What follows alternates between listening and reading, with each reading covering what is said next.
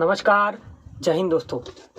आज के इस वीडियो में हम बात करने वाले हैं दोस्तों, पैरामिलिट्री फोर्सेस में कितनी छुट्टियां मिलती है, ट्रेनिंग में छुट्टी मिलती है या नहीं है, एनओसी क्या होती है और एग्ज़ाम के लिए छुट्टी मिलती है या नहीं है, या फिर ट्रेनिंग में अगर कोई इमरजेंसी आती है तो उसके लिए छुट्टी मिलती है या नहीं है। ये मेरे किसी एक भाई का सवाल था, उसने मुझे पर्सनली ये किया था मैसेज, तो मैंने सोचा ये आपके लिए भी थोड़ा सा ज़रूरी है, तो इसके लिए इसके ऊपर मैं अलग से एक वीडियो बना रहा हूँ दोस्तों। तो देखिए दोस्तों, क्या होता है ना, अब अगर अब आपका जो है सारा प्रोसीजर कंप्लीट हो जाएगा, आपका ट्रेनिंग में ज्वाइनिंग हो जाएगा, फिर आपका पहले ट्रेनिंग होगा, ट्रेनिंग के बाद फिर आपका पोस्टिंग होगा। तो क्या होगा ना दोस्तों, ट्रेनिंग जो होता है पैरामिलिट्री फोर्सेस का जो है 11 महीने लगभग ट्रेनिंग होता है। तो मान लीजिए पूरा 1 साल ही लगभग ट्रेनिंग होता है।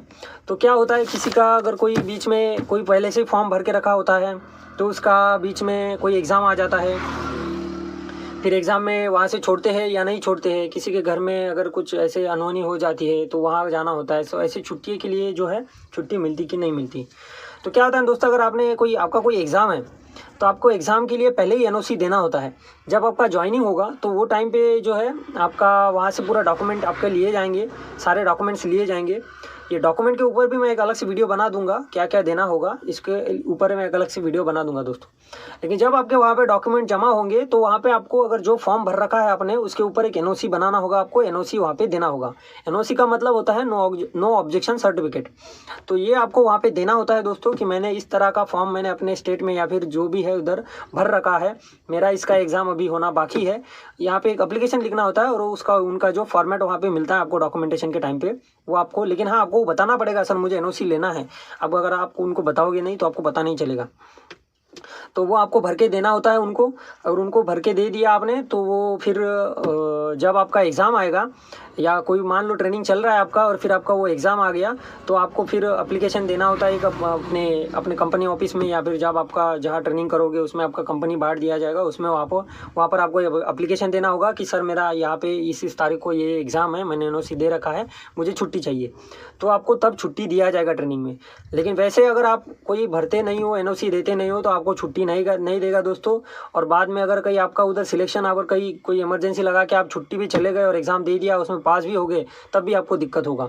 क्योंकि एक बार आप ट्रेनिंग कर रहे हो तो ट्रेनिंग के बाद आप उसको छोड़ नहीं सकते, क्योंकि अगर आपको रिज़ाइन देना है, छोड़ना है, एक बार ज्वाइन कर लिया है, अगर 3 महीने से पहले आप छोड़ के जाते हो तो आपको कोई दिक्कत नहीं है। लेकिन अगर बाद में आप छोड़ के भाग जाते हो, मान ले तो आप मेरा उधर हो गया फिर मुझे छोड़ना है, तो आपको जो ट्रेनिंग का कॉस्ट होता है वो देना पड़ता है दोस्तों। वो लगभग 1,20,000 ऐसे कुछ बनता है, और 1 लाख के आसपास ही होता है, 1-1.5 लाख के बीच में होता है। तो वो आपको देना पड़ेगा 3 महीने के बाद अगर आप छोड़ के जाते हो। और लेकिन अगर आपने एनओसी दे रखा है तो आप कभी भी छोड़ के जाओ, आपको कोई पैसा देने की ज़रूरत नहीं है। इसलिए बेहतर रहेगा आप जो भी एग्ज़ाम देते हो या फिर देना चाहते हो तो उसके लिए पहले से ही एनओसी दे दो। और ये हो गया दोस्तों, आपने पहले फॉर्म भर रखा है।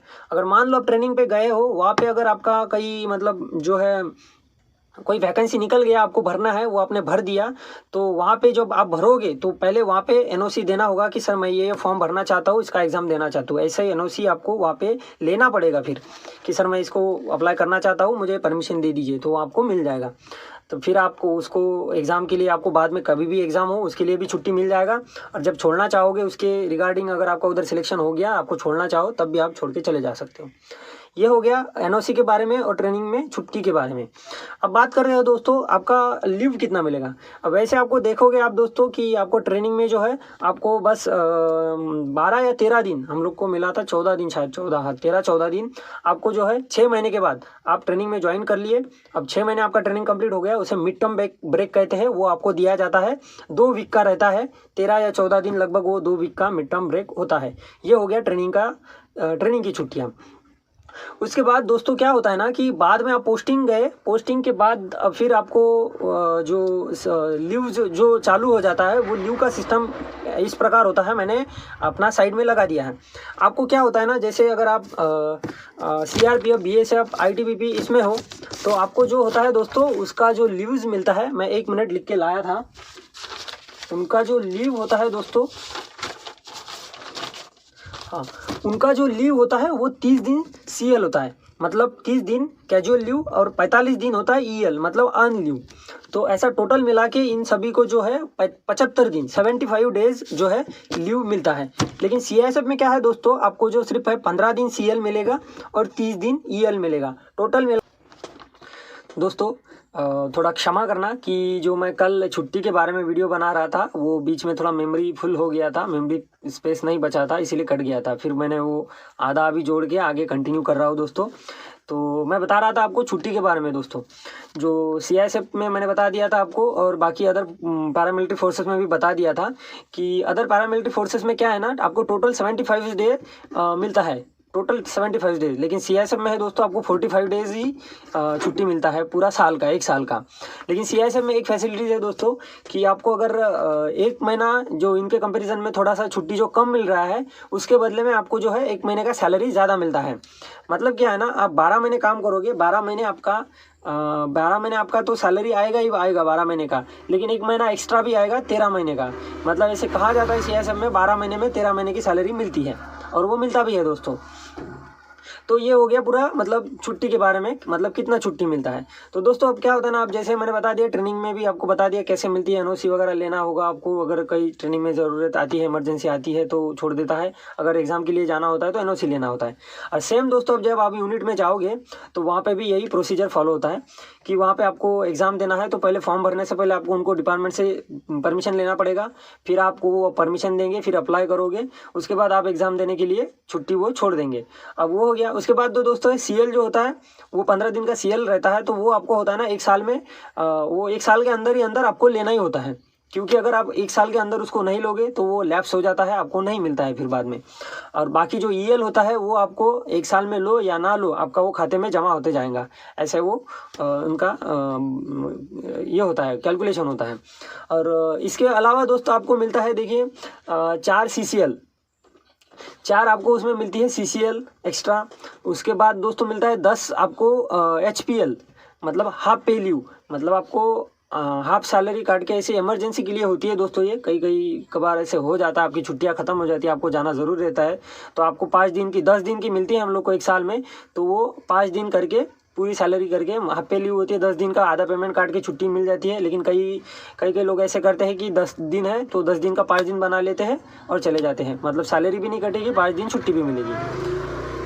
इस प्रकार दोस्तों HPL होता है। उसके बाद दोस्तों आपको RH मिलता है, RH भी होता है, साल में 2 आपको RH मिलता है जो आपको लेना होता है। और ये हो गई छुट्टियाँ। मैंने अपनी छुट्टी का क्या क्या मिलता है साइड में लगा दिया है दोस्तों, आप देख सकते हो। अब मैं बता दूँ दोस्तों, मैं अभी छुट्टी आया था तो मैंने भरा था 15 दिन का CL। अब 15 दिन CL भरा तो मैंने 15 दिन का 25 दिन करा। अब ये भी फैसिलिटीज़ होती है इसमें कि CL में क्या होता है ना दोस्तों कि आप अगर जो बीच में जो RH आते हैं, GH आते हैं, वो सारे आपको मिलते हैं। लेकिन जब आप EL लोगे तो EL में क्या होता है ना, आपको स्टार्टिंग में जो GH होता है वही मिलेगा और लास्ट में एंडिंग में जो GH होता है वही मिलेगा, बीच में जो आते हैं वो आपको नहीं मिलेंगे। ये थोड़ा सा निगेटिव पॉइंट है EL का। बाकी CL में दोस्तों आप बीच में जितने भी आएंगे, आगे भी जितने आएंगे, लास्ट में भी जितने आएंगे, सारे GH आपको मिलेंगे। मतलब जो भी गैजेटेड हॉलीडेज होते हैं, गवर्नमेंट हॉलीडे जो होते हैं, वो सब आपको मिलेंगे। अब मैंने क्या किया, 15 दिन का जो मेरा CL था वो भरा। अब मैं छुट्टी पूरा बनाया उसका 25 दिन का। कैसे कि मैंने जो अपना बताया कि आपको 4 CCL मिलता है, उसका जो उसमें से 2 आपको एक साथ आप ले सकते हो छुट्टी के टाइम पे। तो मैंने क्या करा, 2 CCL ले लिया पहले। उसके बाद दोस्तों आता है मेरा वीकली ऑफ। वीकली ऑफ मेरा वेडनेसडे को वीकली ऑफ था, स्टार्टिंग में भर दिया पूरा 2 दिन पहले। उसके बाद मेरा वीकली ऑफ आ गया, हो गए 3 दिन पहले ही। उसके बाद दोस्तों बीच में फिर मेरा CL चालू हो गया, 15 जो CL था उसमें से लगाते गए। फिर बीच में आया और GH आया था बहुत, 1-2 मतलब इस महीने में तो बहुत सारा GH था, वो GH लगा दिया। फिर 15 अगस्त वगैरह ये सब जो छुट्टियाँ होती है हमारी, वो सब मिला के उसमें मेरा पूरा, और 2 RH भी ले लिया मैंने एक ही साथ में, तो ऐसा पूरा मिला के मेरा 15 दिन का 25 दिन हो गया।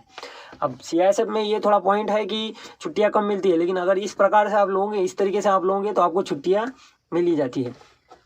तो ये था दोस्तों छुट्टियों के बारे में। तो मेरे कई दोस्तों ने छुट्टियों के बारे में बहुत सारे कमेंट्स किए थे, बहुत सारे मुझे पर्सनली मैसेज किए थे, तो मैंने छुट्टी के बारे में थोड़ा सा डिटेल आपको बताने की कोशिश की। तो अगर इसमें भी अगर आपको कुछ थोड़ा सा डाउट है तो आप मुझे कमेंट बॉक्स में कमेंट कर सकते हो, या फिर मेरे इंस्टाग्राम पे मुझे पर्सनली मैसेज कर सकते हो। मैं पूरी कोशिश करूँगा दोस्तों आपको आपके सवाल के जवाब देने की। तो आज की इस वीडियो में इतना ही था।